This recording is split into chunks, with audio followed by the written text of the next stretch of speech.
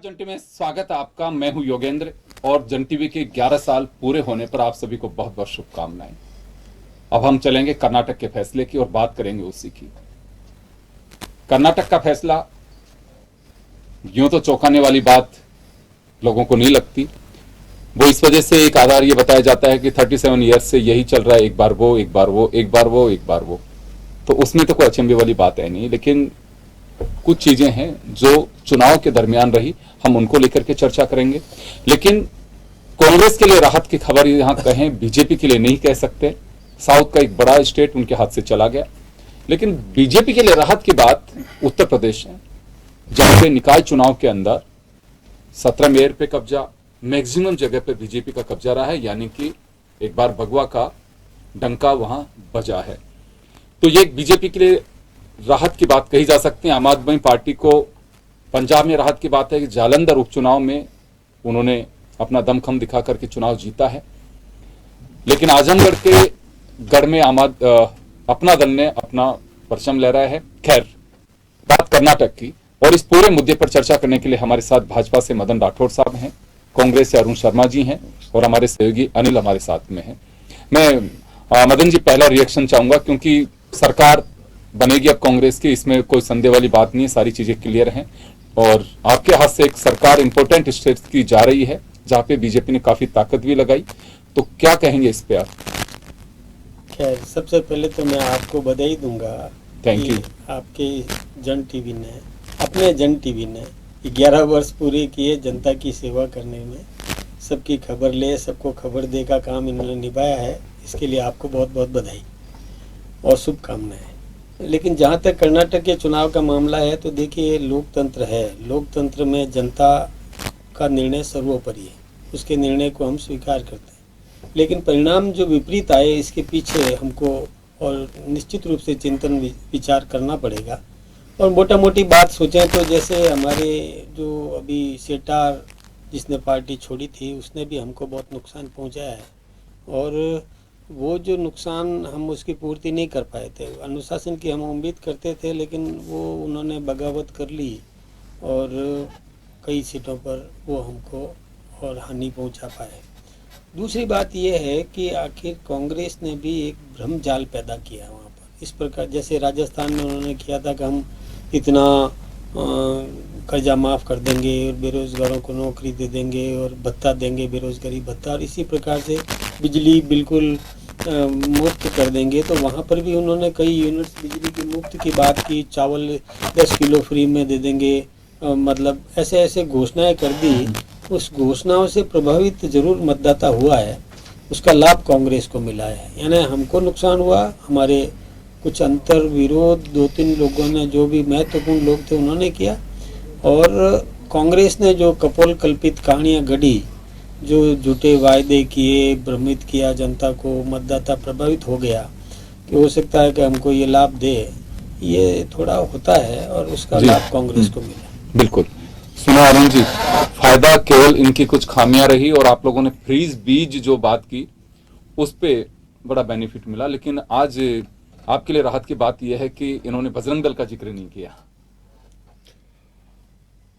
योगेंद्र जी, सबसे पहले अगेन आपको और जन टीवी को बहुत बहुत बधाई। ये बड़ा मुबारक क्षण है जबकि जन टीवी ने बड़ी सफलता पूर्वक 11 साल पूरे कर लिए।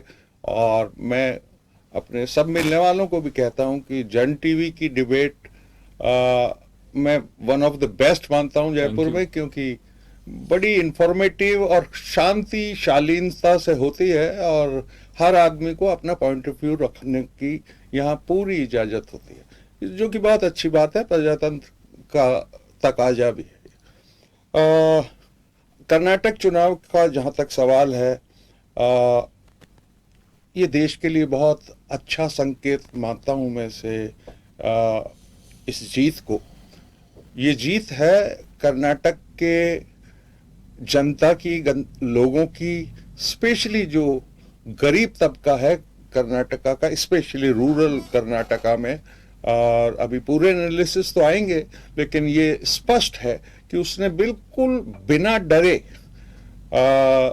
अपना मतदान किया और लगभग लहर है ये, मेरे को लगता है 140 के करीब ये कहानी खत्म होगी और बड़ी कंफर्टेबल मेजोरिटी से कांग्रेस की सरकार बनेगी। और मेजोरिटी ज्यादा आना भी हमारा एक रिक्वायरमेंट थी कि 140 135 आनी चाहिए, क्योंकि एक लाइटर वेन में मैं बताऊं, अभी कल परसों ही चुनाव से पहले एक डिबेट के बाद बीजेपी के प्रवक्ता से बात चल रही थी ऑफ द रिकॉर्ड, भाई ये कर्नाटक तो गया तुम्हारे हाथ से। तो उसका जवाब बड़ा रोचक था और सही था। बोले हो सकता है अरुण जी आप चुनाव जीत जाएं पर सरकार हम बनाएंगे। उसमें काफी तथ्य है, क्योंकि पिछला अनुभव और इतिहास ऐसे ही है पिछले कुछ सालों के, दर्जनों एग्जाम्पल है हमारे पास। देखिए सीरियस तो सजग रहेंगे। जी हाँ, सीरियस बात यह है कि क्या नहीं झोंका गया इस इलेक्शन में। एक तो ये जो पिछले कुछ सालों से रवैया है कि स्टेट इलेक्शन भी प्रधानमंत्री खुद पर्सनली लड़ना चाहते हैं। जैसे आप हम सब की कोई ना कोई हॉबीज होती हैं, संगीत सुनना, किताबें पढ़ना, घुड़सवारी, कोई भी हॉबी हो सकती है। माननीय प्रधानमंत्री जी की एकमात्र हॉबी है चुनाव रैलियों में भाग लेना। मतलब जितना टाइम उन्होंने पिछले 8 साल में डिवोट किया, कोई हिसाब लगाएगा जरूर एक न एक दिन। तब कई बार मुझे आश्चर्य होता है कि जो एक्चुअल प्रधानमंत्री का काम है हमारे देश का, जो कि बहुत गंभीर काम है, रोज कोई 28-30 फाइलें ऐसी जिस पे प्रधानमंत्री का गौर फरमाना जरूरी है, उनके डिसीजन लेना जरूरी है। कई बार मुझे आश्चर्य होता है वो वाला काम कौन कर रहा है। आप देखिए प्रधानमंत्री ने 19 रैलियां निकाली, 6 रोड शो में भी रिकॉर्ड तोड़ रहे हैं वो, 26 किलोमीटर के रोड शो, क्विंटलों फूल। मुझे नहीं लगता जनता अपनी मुट्ठी में एक एक घर से अपने फूल लेके आती होगी, लेकिन ये उनका तरीका है। इवेंट भव्य होना चाहिए, दिखना चाहिए कि प्रधानमंत्री आया है। लेकिन मुझे बड़ी खुशी है कि ये पैटर्न टूट रहा है और असली मुद्दे पे लोगों का ध्यान जा रहा है।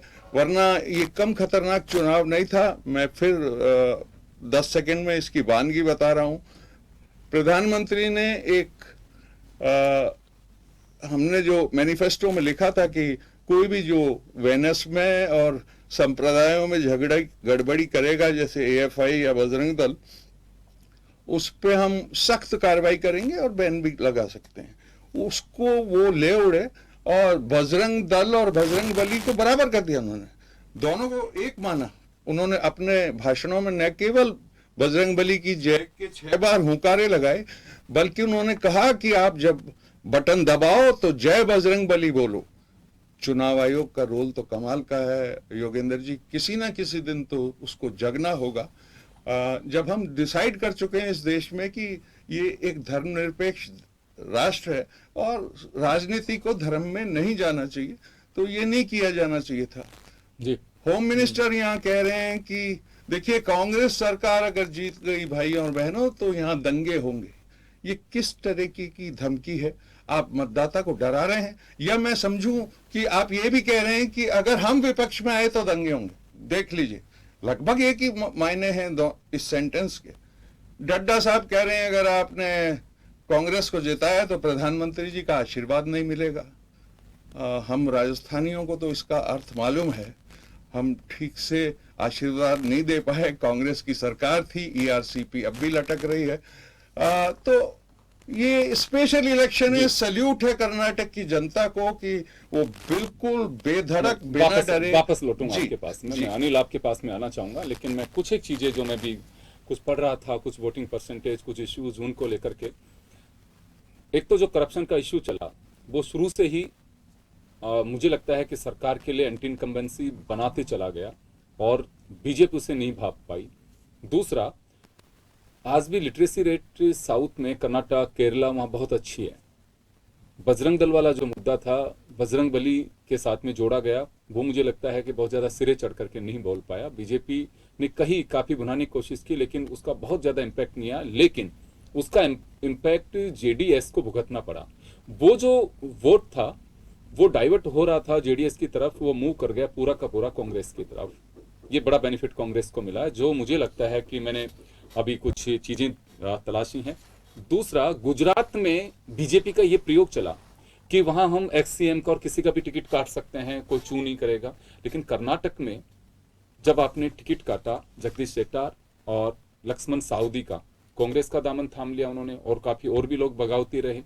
तो ये सब कुछ उन्होंने ये मान के चल रही थी बीजेपी की जो निर्णय दिल्ली से हो गया वो चलेगा। अब की बार कांग्रेस ने वर्षों बाद, मैं भी कुछ एक आर्टिकल पढ़ रहा था जिसमें इंदिरा गांधी की स्टाइल थी कि वो लोकल लीडरशिप पे काफी हद तक यकीन करती थी कि चुनाव का आधार बताइए, कैसे जीतोगे, लीडरशिप तुम्हें ही करनी है, हमसे क्या चाहते हो। अब यार ये फार्मूला अपनाए कर्नाटक के अंदर, डी के शिव कुमार और सिद्धारामैया के बीच में जिस तरह के डिफरेंसेस थे उन्हें पाटने की कोशिश की, या दोनों मिलकर किए कि लड़ने से कोई फायदा नहीं मिलेगा, अगर एक रहेंगे तो बहुत अच्छा रहेगा। एक बड़ा बेनिफिट ये मुझे दिखाई दे रहा है कि कांग्रेस के लिए रहा लोकल लीडरशिप। तो क्या लगता है कि बजरंग दल का जैसे मुद्दा बीजेपी ने अपने कैंपेन के दरमियान ज्यादा चर्चाएं की, उसकी नीचे से लेकर के टॉप तक, बॉटम से टॉप तक विकास के मुद्दे को साइड लाइन करके इसको ज्यादा बेनिफिशरीज के रूप में देखा गया। तो ये एक मैसेज होगा ये बीजेपी के लिए भी कि हर जगह हर मुद्दा फिट नहीं हो सकता, आपको एक्सरसाइज करनी होगी उसके लिए। देखिए, कर्नाटक चुनाव में कांग्रेस की सफलता पर अगर मंथन किया जाए तो कांग्रेस का पूरा चुनाव देखा जाए, हालांकि बजरंग दल बैन को लेकर जरूर बीजेपी एक बार लग रहा था कि कांग्रेस ने शायद बैठे बिठाए भाजपा को हथियार दे दिया, मुद्दा दे दिया है, लेकिन ये नतीजे बता रहे हैं कि शायद वो जो मुद्दा देने की बात चल रही थी शायद वो भी नहीं हो पाया है। लेकिन फिर भी पूरा कैंपेनिंग अगर देख लिया जाए, पूरा डिसीजन कहीं ना कहीं लगा कि एक लाइन पर कांग्रेस चल रही है। लोकल मुद्दों को उठाया गया, मल्लिकार्जुन खड़गे ने बयान एक बार जरूर दिया था पीएम नरेंद्र मोदी पर, लेकिन फिर भी लोकल मुद्दों को टच करते हुए जनता के बीच में भी रहे। काफी रैलियां हुई, प्रधानमंत्री नरेंद्र मोदी ने रैलियां की, रोड शो की, लेकिन कांग्रेस ने भी कम रैलियां रोड शो नहीं किए। राहुल गांधी के रैलियां हुई हैं, प्रियंका गांधी ने रोड शो रैलियां वहां पर की हैं, सोनिया गांधी की एक सभा वहां पर हुई है। तो अगर तमाम चीजों को देख लिया जाए तो काफी ताकत लगी है कांग्रेस और बीजेपी दोनों तरफ से अगर देखा जाए इस चुनाव को, क्योंकि 2024 से पहले ये बड़ा चुनाव है कर्नाटक का। कांग्रेस भी चाहती थी कि यहाँ पर एंटी इनकम्बेंसी जो है उसको भुनाया जाए, और बीजेपी चाहती थी कि एक बार फिर से कर्नाटक में रिपीट हो, ताकि जनता में भी मैसेज दिया जाए, और एक पॉलिटिकली मैसेज भी होता है कि अगले चुनाव में जाएंगे तो कार्यकर्ता में बूस्टअप भी होता है, उत्साह भी होता है, और एक मैसेज अलग तरीके का होता है। लेकिन कांग्रेस जीत यहाँ पर हासिल कर रही है, बीजेपी को हार का मुंह देखना पड़ रहा है। हालांकि हारती है कोई भी पार्टी तो जो डिसीजन होते हैं उनको शायद गलत ठहराया जाता है। गुजरात में टिकट कटे, उन टिकट काटने को सफलता का आधार माना गया कि हाँ वो एंटी इनकम्बेंसी थी, उसको पाट दिया गया। यहाँ पर कुछ बगावत जरूर लगी, बीजेपी ने टिकट काटे, लेकिन जो नाराजगी थी शायद वो दूर नहीं कर पाए। एक जो करप्शन का मुद्दा भी था उसके ऊपर जनता में विश्वास जो था वो, और बीजेपी से हमेशा ढकने की कोशिश की, क्योंकि बीजेपी को ये लगता है कि जब यूपीए गवर्नमेंट थी उस वक्त काफी ऐसे मुद्दे हुए हैं कि करप्शन को लेकर के सीबीआई से भी जांच करवाई गई, 2G स्पेक्ट्रम था, कॉमनवेल्थ है, इन्हीं की पार्टी के नेता उसमें गिरफ्तार हुए। तो इससे एक मैसेज ये लगता है करप्शन में। राजस्थान में जैसे एसीबी ने बहुत अच्छा काम किया, मुख्यमंत्री अशोक गहलोत दिल्ली और हर प्लेटफॉर्म पे कहा कि राजस्थान के एसीबी का मुकाबला किसी ने नहीं किया। लेकिन कुछ एक तबका सत्ता पक्ष का ये भी कह रहा था कि जिस तरह से ताबड़तोड़ कार्रवाई एसीबी कर रही है उससे सरकार की बदनामी हो रही है। तो बीजेपी ने यहाँ ढकने का काम किया उसे 40% का, क्योंकि एक मंत्री के बेटे के पास, विधायक के बेटे के पास में जिस तरह की चीजें आई, और कांग्रेस लगातार इस बात को कहती रही कि 40% पे काम करने की सरकार है और उसको लास्ट तक बुनाती भी रही। उसका एक बड़ा बेनिफिट मिला, क्योंकि जनता में अगर वास्तव में 40% का या करप्शन का इश्यू था तो जनता के सिर चढ़ करके भी बोला कि ये मुद्दा ऐसा है जिसे अब जनता सहन नहीं कर सकती। बिल्कुल, प्रधानमंत्री नरेंद्र मोदी की कैंपेनिंग में अगर ये इश्यू होता, जनता के बीच में मैसेज था, पब्लिक चाह रही थी कि आखिरकार इस पार्टी का मुखिया क्या इस पर एक्शन यहाँ पर लेता है, विश्वास जनता को क्या दिलाता है, क्योंकि करप्शन का मुद्दा तो था, लोकल लीडरशिप के ऊपर आरोप थे, लेकिन दिल्ली से आने वाली लीडरशिप इस पर क्या एक्शन लेती, ये उनको उम्मीद थी कि जनसभाएं होंगी या फिर जब भी जनता को संबोधित किया जाएगा तो उस चीज पर क्या कहा जाएगा, जो करप्शन हुआ है, जो आरोप वहां पर लग रहे हैं, और आगे की क्या कुछ रूपरेखा होगी। जनता की उम्मीदें वहां पर थी, लेकिन शायद वो मैसेज क्लियर नहीं हो पाया। प्रधानमंत्री नरेंद्र मोदी ने भी काफी जनसभाएं की, कई मुद्दे वहां पर उठाए, लेकिन ये जो इश्यू था वो शायद टच नहीं हो पाए, और ये वजह है कि जनता के बीच में इतना जो विश्वास जनता का पार्टी के प्रति होना चाहिए शायद नहीं बन पाया, और यही वजह कहीं ना कहीं एक कारण यहाँ पर बना है कि कुछ टिकटें कटी, कुछ नाराजगी वहां पर, बगावत को पार्टी मैनेज नहीं कर पाई, कुछ जो पार्टी के नेता थे दूसरे दलों में वहां पर शामिल हो गए, तो जो सोशल इंजीनियरिंग भी होती है वो भी कहीं ना कहीं एक तरह से सटीक नहीं बैठ पाई। हालांकि जब मतदान था तो मतदान के ठीक कुछ दिन पहले, 3 से 4 दिन चुनाव से पहले लग रहा था कि शायद पार्टी कुछ मजबूत हुई है, कुछ जो मुद्दे वहां पर उठे थे शायद 80 प्लस 90 तक भारतीय जनता पार्टी पहुंच सकती है और फिर जेडीएस से मिलकर सरकार बना सकती है। लेकिन अब ये जो आंकड़े सामने आ रहे हैं, बिल्कुल, ये लगातार यह भी चर्चा चल रही थी कि जेडीएस के पास में सत्ता की चाबी होगी, यानी कि किसी को भी अगर आवश्यकता होगी तो जेडीएस दे सकता है।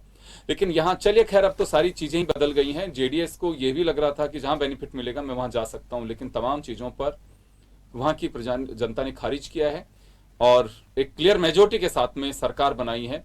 राहुल गांधी ट्वीट करके कह रहे हैं, मीडिया से बयान दे रहे हैं कि मेरी भारत जोड़ो यात्रा के दरमियान जो नफरत के बाजार में मोहब्बत की दुकान जो मैं सजा रहा था उसका सबसे बड़ा परिणाम है। मदन जी, आपके पास आना चाहूंगा। करप्शन मुद्दा है, करप्शन मुद्दा उसके लिए है जो पीड़ा भोग करके निकलता है, लेकिन राजनीतिक दल उसे खारिज कर देते हैं। कर्नाटक में ये मुद्दा कांग्रेस ने उठाया, वहां के लोगों ने भी कहा कि भ्रष्टाचार बहुत बड़ा मुद्दा है। येदियुरप्पा को आप लोगों ने साइडलाइन किया, जगदीश शेट्टार का आप लोगों ने खुद ने जिक्र किया, कुछ ऐसी चीजें थी जो, लेकिन खैर रणनीतिकार हैं, उन्हें लग रहा होगा कि इसका बड़ा बेनिफिट हो सकता है, क्योंकि जो रणनीति करते हैं अगर सारी चीजें सफल हों तो फिर तो बात ही क्या है, कहीं पे इसका खामियाजा भी उठाना पड़ता है। क्योंकि बजरंग दल का जो जिक्र किया उसमें सभी समीक्षकों का एक बात मानना यह था कि कांग्रेस ने बैठे बिठाए पांवों पे कुल्हाड़ी मार ली, लेकिन कांग्रेस के लिए वो बेनिफिट रहा। तो ये कोइंसिडेंट भी होता है कि कौन सी चीज कब चली जाती है। तो यहां कुछ है कि दूसरे राज्यों में भी आप लोगों को जाना है। अशोक गहलोत ने ट्वीट किया है कि तीनों राज्यों में सरकार कांग्रेस बनाएगी, क्योंकि 2018 में भी सरकार कांग्रेस की ही बनी थी, लेकिन मध्य प्रदेश में डेमोक्रेटिक सिस्टम से सरकार गिरा करके बीजेपी ने सरकार हथिया ली। तो यहां कुछ कर्नाटक की एक्सरसाइज काम आएगी? नहीं, देखिए मध्य प्रदेश में क्या हुआ ये आप सबको पता है। आपने खुद ने बोला कि डेमोक्रेटिक तरीका जो अपनाया गया, यानी इस्तीफा दिया और उसके बाद में नए चुनाव हुए। अशोक गहलोत जी ने कहा कि एक दूसरी बात आपसे बताऊं, देखिए कर्नाटक की विवेचना तो हम लोग करेंगे, जो चुनाव में हार होती है तो उस पर चिंतन मनन होता ही होता है, लेकिन आज तक की जो स्थिति है, इस समय तक की, वो सामने आई है कि हमें केवल 7% वोटों का नुकसान हुआ है, हम 7% पीछे रहे केवल। तो ये क्यों हुआ, इसका ध्रुवीकरण क्या हुआ? कांग्रेस ने ध्रुवीकरण करवा दिया, जातिगत आधार पर उन्होंने सारा अपना पूरा जो केंद्रीकरण उन्होंने किया अपना चुनाव व्यू रचना का, वो जातिगत आधार पर किया। मैं सोचता हूँ कि ये राजनीति के लिए या देश के राजनीतिक एटमॉस्फेयर के लिए भी ठीक नहीं है। लेकिन अब आप देखिए, धर्म और जाति दोनों ही, क्या लगता है आपको, धर्म और जाति दोनों को नहीं लेके आना चाहिए चुनाव में? मैं एक बात आपसे बताऊं साहब, कर्नाटक में पिछली बार जब कांग्रेस की सरकार थी तो एक ऐसा कानून बना दिया था उस सरकार ने, विधानसभा में पारित किया कि जितने भी ये लोगों को रुपया उधार दिया हुआ है, गिरवी का धंधा जो लोग करते हैं, बिना पैसा लिए बिना ब्याज लिए लौटा दो, ये उन्होंने कानून बना दिया। राज्यपाल ने रोका, फिर वापस विधानसभा में पारित किया, फिर राज्यपाल ने रोका, फिर विधानसभा में पारित किया, तो आखिर जाकर के केंद्र में वो विफलता उनको मिली कि ऐसा एक लोक लुभावना, यानी गैर कानूनी, जो किसी भी प्रकार से कानून में नहीं है, ऐसा उन्होंने कानून विधानसभा में पारित कर दिया। यानी मैं सोचता हूँ कि ये गलत किया। इसी प्रकार से ये बजरंग दल पर प्रतिबंध लगाने की बात करते हैं। आपको पता है कि 1984 में बजरंग दल बना, 92 में उस पर प्रतिबंध भी लगाया था दिल्ली में, और वो हटाना पड़ा। ये सब संभव है कि कर्नाटक ये कर भी नहीं सकता, लेकिन कर्नाटक ने जातिगत भावनाएं भड़काने की कोशिश की, लोगों को इस प्रकार से एक डराने की कोशिश की कि बजरंग दल तो ये कह रहे हैं कि नड्डा साहब ने, प्रधानमंत्री जी ने और गृह मंत्री जी ने डराने की कोशिश की, अगर आप बीजेपी को वोट नहीं देंगे तो आपका विकास रुक जाएगा, आप अगर बीजेपी को वोट नहीं देंगे तो दंगे हो जाएंगे, आप अगर बीजेपी को वोट नहीं देंगे तो योजनाएं ठप हो जाएंगी, डबल इंजन की सरकार नहीं चल पाएगी। ये अरुण जी आप पे आरोप लगा रहे हैं अभी। अरुण जी ने नड्डा साहब नहीं कहा था, इन्होंने डड्डा साहब कहा था। वो डड्डा साहब कौन है पता नहीं है, चलिए नहीं नड्डा जी मालूम। बोल दीजिए। अब दूसरी बात मैं आपसे बताऊं कि ये जो बात जो भी कही गई है, उन बातों पर भी विचार करें तो उसका अर्थ भी यही है कि देखिए, जो इन्होंने आज तक का इतिहास है, कांग्रेस ने जो आज तक किया, जैसे राजस्थान में कितने दंगे हो रहे हैं, कितनी जगह पर, और तुष्टिकरण यहाँ भी के आपको लग रहा है कि जाति और धर्म के आधार पर चुनाव लड़ रही है कांग्रेस हाँ, राजस्थान में भी कर रही है। चलिए ये समय कम है, मैं अरुण जी आपके पास में आना चाहूंगा। आपने सुना कि जो कर्नाटक की जीत का सबसे बड़ा जो कारण रहा, आप लोगों ने पोलराइज करने की कोशिश की, जातिगत आधार पे जो लड़े चुनाव, जिसका डर राजस्थान में भी है मदन जी को अभी। देखिए, ये हार जीत जब ऐसी होती है, और मैं राठौड़ साहब की बहुत इज्जत करता हूँ, तो इस टाइप के कंफ्यूजन शुरू हो जाते हैं। मैं पहली बार सुन रहा हूँ कि कांग्रेस ध्रुवीकरण करती है। अब तक सारी दुनिया जानती है कि ध्रुवीकरण कौन करता है और कौन सांप्रदायिक है। मैंने एक जगह ये भी सुना आज सुबह की डिबेट में कि कांग्रेस ने सांप्रदायिकता की है। ये सब अब छुपा हुआ नहीं रह गया है। देखिए, डर और भय का एक माहौल जरूर था लगातार। अभी आप अनडेमोक्रेटिक ढंग से सरकार गिराने का जिक्र कर रहे थे। धीरे धीरे योगेंद्र जी, उम्र होती है एक चीज की, वो धीरे धीरे पर्दे उठने लगे हैं। आपने परसों ही देखा होगा, सुप्रीम कोर्ट ने कहा कि महाराष्ट्र गवर्नर का फैसला बिल्कुल गलत था, वो हक से बाहर गए, अपने स्पीकर का फैसला गलत था, विप का अपॉइंटमेंट गलत था। वो तो सुप्रीम कोर्ट ने यहाँ तक भी कहा कि उद्धव ठाकरे ने अगर इस्तीफा नहीं दिया होता तो मैं उनको रीइंस्टेट भी कर सकता था, पर मैं अब नहीं कर सकता हूँ।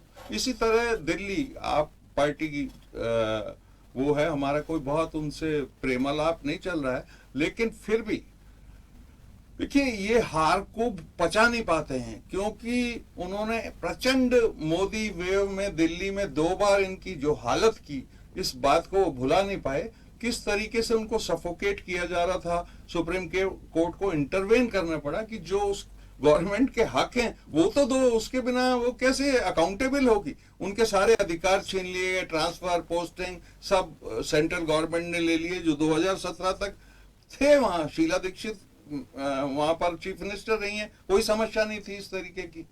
तो देखिए, ये अच्छी संकेत मैं इसीलिए मान रहा हूं। अब कुछ सुधारों के दिन आ गए हैं, कुछ चीजें ठीक पटरी पे लाई जाएंगी, वो चाहे उसमें चुनाव आयोग भी शामिल हैं। हर कोई सामने लिखी हुई इबारत पढ़ने की कोशिश करता है। मेरे ख्याल में अब ये समझ में आ गया है कि इस तरीके से डरा के, धमका के, सांप्रदायिकता फैला के, बजरंग बलियों को बीच में लाके, बजरंग बली ने साफ कह दिया, भाई मैं इंटरेस्टेड नहीं हूं, आप करप्शन कर रहे हो, 40% का जनता जोर जोर से हल्ला मचा रही है, आप मेरे को कह रहे हो अब सरकार भी बचाओ, ये एडिशनल जिम्मेदारी मैं नहीं ले सकता, मेरे पास और भी बहुत काम है। तो ये धीरे धीरे पर्दे उठ रहे हैं और अच्छी दिशा में उठ रहे हैं। एक पॉजिटिव माहौल बनेगा, मोहब्बत का, भाईचारे का, सांप्रदायिकता विहीन देश का, वो छवि जिसको पूरा विश्व प्यार करता था, वो हम उसी तरफ जा रहे हैं। अच्छी बात है। चलिए, लेकिन इस पूरे चुनाव परिणाम की अगर हम बात करें तो निश्चित रूप से कांग्रेस के लिए एक बड़ा बूस्टर डोज है, क्योंकि अब 4 राज्यों में गवर्नमेंट बना चुकी है कांग्रेस। और राहुल गांधी की भारत जोड़ो यात्रा के दरमियान जब हिमाचल में चुनाव हो रहे थे तो सरकार बनी, नड्डा साहब वहीं से ताल्लुक रखते हैं, कांग्रेस ने काफी इशू भी बनाया।